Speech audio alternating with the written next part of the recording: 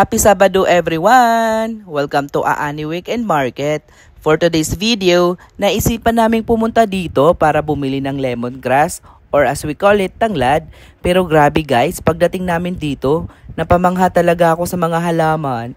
Ang daming mga halaman na pwedeng pagpilian. Meron dito pandan leaves, upo, kalabasa at halos lahat ng nasa bahay kubusong. Imagine, fresh na fresh lahat at ready na sa garden or kitchen nyo. Hindi ko inaasahan pero bigla na lang ako nakabili ng iba-ibang klaseng sili. May violet, white at meron pang mga maliliit na kamukha nung atsal or bell pepper.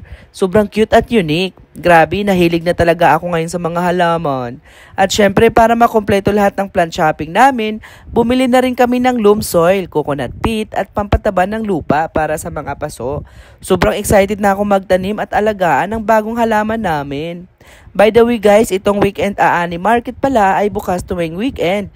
From Saturday to Sunday lang po. Located ito sa Arcasao, Taguig. Sobrang nakakatuwang experience ito. Surrounded ka na ng nature plants at fresh produce. Ang saya-saya. Ngayong weekend na to, kung naghahanap kayo ng ganitong vibes, bisita na rin kayo dito sa Aani Weekend Market.